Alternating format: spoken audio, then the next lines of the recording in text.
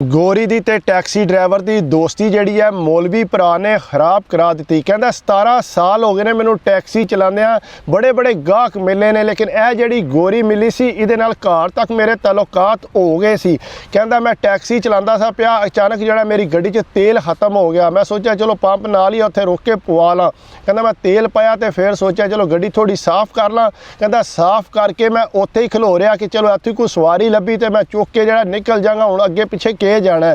ਕਹਿੰਦਾ ਮੈਂ ਉੱਥੇ ਹੀ ਖਲੋ ਰਿਹਾ, ਇਤਨੀ ਦੇਰ ਨੂੰ ਕਹਿੰਦਾ ਇੱਕ ਬੁੱਢੀ ਮਾਈ ਆਈ, ਉਹ ਆ ਕੇ ਤੇਲ ਪਵਾਉਣ ਵਾਸਤੇ ਪੰਪ ਤੇ ਰੁਕੀ ਹੈ ਤੇ ਫਿਰ ਕਹਿੰਦਾ ਉਹਨੇ ਕਦੇ ਡਿੱਗੀ ਖੋਲੇ ਕਦੇ ਦਰਵਾਜ਼ੇ ਖੋਲੇ ਤੇ ਕਹਿੰਦਾ ਬੜੀ ਪਰੇਸ਼ਾਨ ਮੈਨੂੰ ਸਾਹਮਣੇ ਨਜ਼ਰ ਆ ਰਿਹਾ ਸੀ ਕਿ ਬਹੁਤ ਜ਼ਿਆਦਾ ਪਰੇਸ਼ਾਨ ਹੈ। ਕਹਿੰਦਾ ਮੈਂ ਸਾਹਮਣੇ ਨੂੰ ਦੇਖਦਾ ਸਾ ਪਿਆ, ਇਤਨੀ ਦੇਰ ਨੂੰ ਇੱਕ ਹੋਰ ਗੱਡੀ ਆਈ ਹੈ, ਉਹਦੇ ਨਾਲ ਵੀ ਕੋਈ ਗੱਲ ਕੀਤੀ ਸੀ, ਲੇਕਿਨ ਉਸ ਗੱਡੀ ਵਾਲੇ ਨੇ ਵੀ ਉਹਨੂੰ ਕੋਈ ਲਿਫਟ ਨਹੀਂ ਕਰਾਈ। ਉਹ ਆਪਣੇ ਗੱਡੀ ਵਾਲਾ ਚੁੱਪ ਕਰਕੇ ਨਿਕਲ ਗਿਆ। ਕਹਿੰਦਾ ਫਿਰ ਆਪਣੇ ਸਿਰ ਨੂੰ ਹੱਥ ਮਾਰੇ, ਕਦੇ ਇੱਧਰ ਜਾਏ ਕਦੇ ਇੱਧਰ ਜਾਏ। ਕਹਿੰਦਾ ਮੈਂ ਨਿਕਲਿਆ ਗੱਡੀ 'ਚੋਂ, मैं आके उन्होंने पूछा कि के मसला तू बड़ी परेशान लग रही है। पहला तो आंदियां नहीं कोई मैनू परेशानी नहीं है।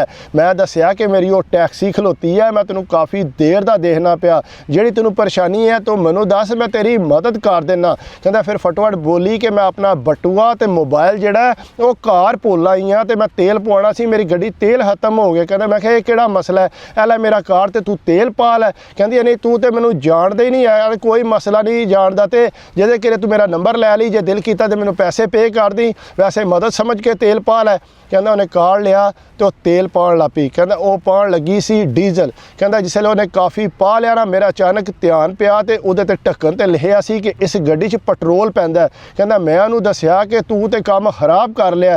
वो कहती है किस तरह? उन्हें आख्या कि तू जिहड़ा है इहदे 'च पानी है पी डीजल, तेरी गड्डी है पेट्रोल। कहता जिसले उन्हें ध्यान मारिया ना तो कहता चीका मारन लग पई, अपने सिर दे वाल पट्टन लग पई। कहता इतनी टेंशन लै गई। मैं उन्होंने हथ रखिया कि कोई नहीं मसला, ना परेशान हो, कोई एडा वड्डा मसला नहीं है, तू किसी मकैनिक को लै जा, किसी इंश्योरेंस वाले नूं बुला, तेरी गड्डी चुक के लै जांदा ते जाके जिहड़ा वो तेल कढा दे।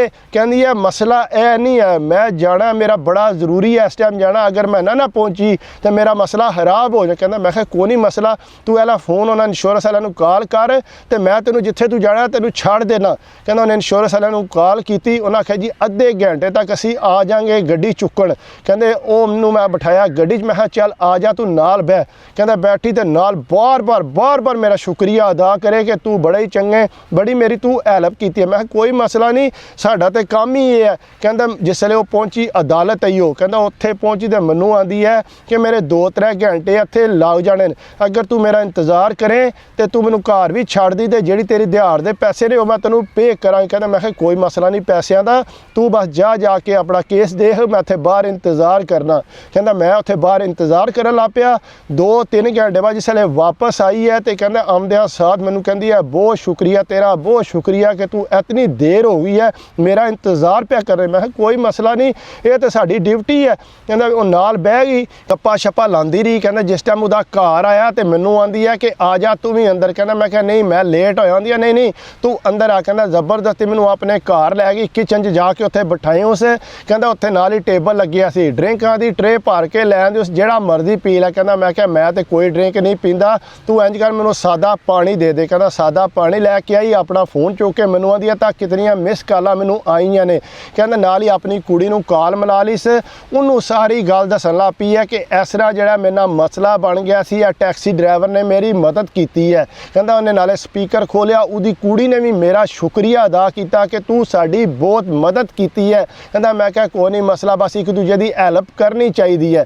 बाद कहंदे उहदी कुड़ी आखदी है कि मेरी सालगिरह अगले हफ्ते, मेरी अम्मा दे घर ही है तो तू लाजमी आवना है। कहंदा ठीक है मैं कोशिश करना। कह नहीं कोशिश नहीं करनी, तू लाजमी आवना है। कहंदे उहदी अम्मा भी यही आखदी है कि तू लाजमी आवना है। कहंदा मैं क्या ठीक है। कहंदा मैं टुर गया। उस तो बाद मैनू आखदी रही पैसे मैं जदों आवांगा ना अगली बार तो फिर तू मैनू दे दी। कहंदा मैं टुर गया। कहंदा उन्होंने मैनू बाद फिर कॉल की कि तैनू याद है ना सालगिरह ते तू आवना है। कहंदा मैं क्या मैनू याद है, मैं जरूर आवांगा। कहंदा मैं अपना पैंट कोट सोहना तैयार किया। कहंदा तैयार करके जिसले उन्होंने घर गया तो काफ़ी मेहमान आए सी उन्होंने घर।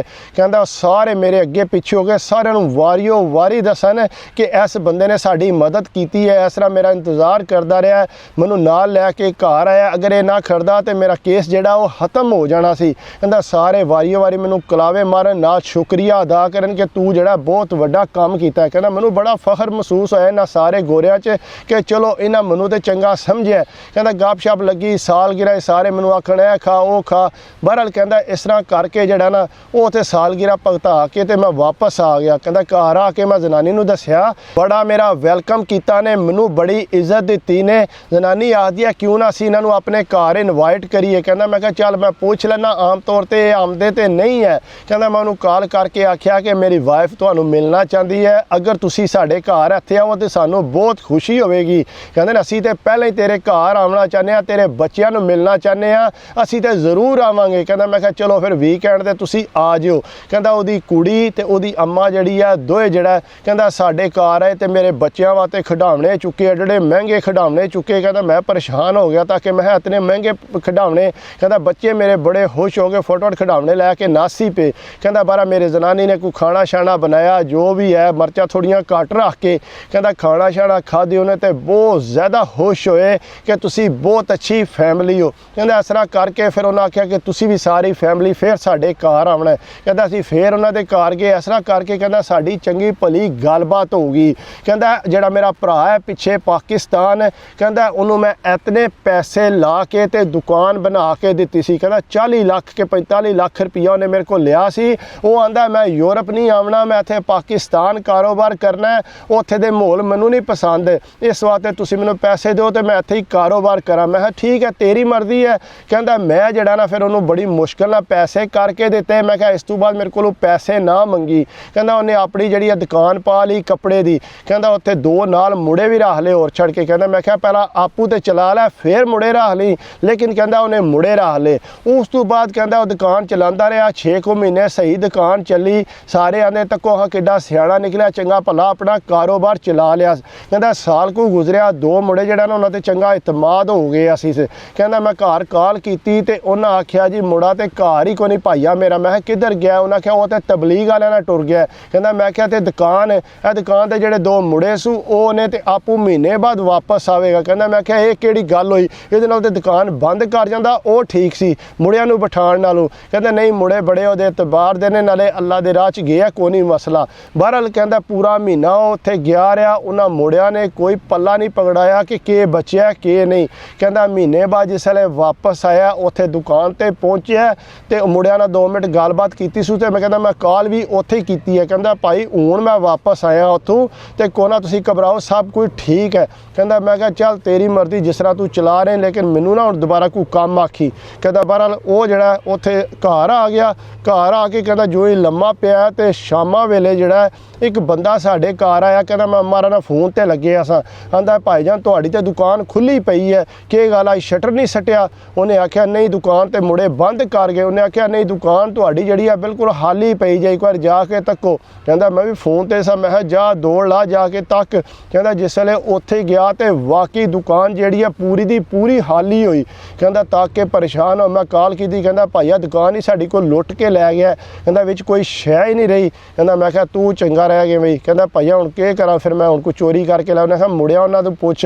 ਉਹ ਮੁੜਿਆ ਦਵਾਂ ਨੂੰ ਪੁੱਛਿਆ, ਪੁਲਿਸ ਕੋਲ ਵੀ ਖੜੇ। ਉਹਨਾਂ ਆਖਿਆ ਜੀ ਸਾਨੂੰ ਤਾਂ ਕਿਸੇ ਗੱਲ ਦਾ ਪਤਾ ਹੀ ਕੋਈ ਨਹੀਂ। ਕਹਿੰਦਾ ਉਹ ਆਂਦੇ ਸਾਨੂੰ ਇਸ ਗੱਲ ਦੀ ਨਹੀਂ ਖਬਰ ਹੈ। ਬਹਰਹਾਲ ਕਹਿੰਦਾ ਦੁਕਾਨ ਸਾਰੀ ਖਤਮ ਹੋ ਗਈ। ਉਸ ਤੋਂ ਬਾਅਦ ਕਹਿੰਦਾ ਇਹਨੇ ਜਿਹੜਾ ਕੋਈ ਲੁਟਾ ਛੜਿਆ ਸੀ ਉਹ ਤੇ ਹੁਣ ਪੂਰਾ ਨਹੀਂ ਸੀ ਹੋ ਸਕਦਾ। ਕਹਿੰਦਾ ਘਰ ਰਿਹਾ ਮਹੀਨਾ ਡੇਢ ਰਿਹਾ। ਉਸ ਤੋਂ ਬਾਅਦ ਜਿਹੜਾ ਕਹਿੰਦਾ ਮਸਜਿਦ ਜਾਂਦਾ ਰਿਹਾ, ਨਮਾਜ਼ ਪੜ੍ਹਦਾ ਰਿਹਾ, ਮਹੱਲੇ 'ਚ ਤਬਲੀਗ ਕਰਦਾ ਰਿਹਾ। ਕਹਿੰਦਾ ਸਾਲ ਡੇਢ ਇਸ ਤਰ੍ਹਾਂ ਹੀ ਗੁਜ਼ਰਿਆ। ਮਾੜਾ ਮੋਟਾ ਮੈਂ ਖਰਚਾ ਵੀ ਉਹਨੂੰ ਦਿੰਦਾ ਸਾਂ, ਲੇਕਿਨ ਕਹਿੰਦਾ ਜਿਸ ਵੇਲੇ ਕੋਈ ਸਾਲ ਸਾਰਾ ਗੁਜ਼ਰਿਆ ਉਹਨੇ ਫਿਰ ਆਪਣੇ ਆਪ ਹੀ ਦਾੜੀ ਛੋਟੀ ਕਰ ਲਈ। ਕਹਿੰਦਾ ਜਿਉਂ ਹੀ ਉਹਨੇ ਦਾੜੀ ਛੋਟੀ ਕੀਤੀ ਹੈ ਤੇ ਕਹਿੰਦਾ ਮੈਂ ਆਖਿਆ ਵੀ ਤੂੰ ਕਿਹੜਾ ਕੰਮ ਕੀਤਾ? ਉਹਨੇ ਆਖਿਆ ਨਹੀਂ ਭਾਈਆ ਮੈਂ ਥੋੜੀ ਜਿਹੀ ਛੋਟੀ ਕੀਤੀ ਹੈ, ਮੈਂ ਕਿਹੜਾ ਕੋਈ ਰਾਹ ਚੇਂਜ ਕੀਤੀ ਹੈ। ਬਹਰਹਾਲ ਕਹਿੰਦਾ ਆਸਤਾ ਆਸਤਾ ਜਿਹੜਾ ਨਾ ਉਹਨੇ ਬਿਲਕੁਲ ਹੀ ਰਾਹ ਚੇਂਜ ਕਰ ਲਈ, ਮੁਖਤਲਿਫ ਹੋ ਗਿਆ ਸੀ। ਹਰ ਬੰਦਾ ਮੈਨੂੰ ਦੱਸਦਾ ਸੀ ਕਿ ਇਹ ਜਿਹੜਾ ਉਹ ਬੰਦਾ ਨਹੀਂ ਰਿਹਾ। ਕਹਿੰਦਾ ਆਗੂ ਅੰਮਾ ਦੀ ਮੇਰੇ ਮਗਰ ਲੱਗ ਗਏ ਕਿ ਪੁੱਤਰ ਇਹ ਤੇ ਬੜਾ ਖਰਾਬ ਹੋ ਗਿਆ, ਤੂੰ ਇੰਝ ਕਰ ਇਹਨੂੰ ਜਿਹੜਾ ਤੂੰ ਉੱਥੇ ਬੁਲਾ।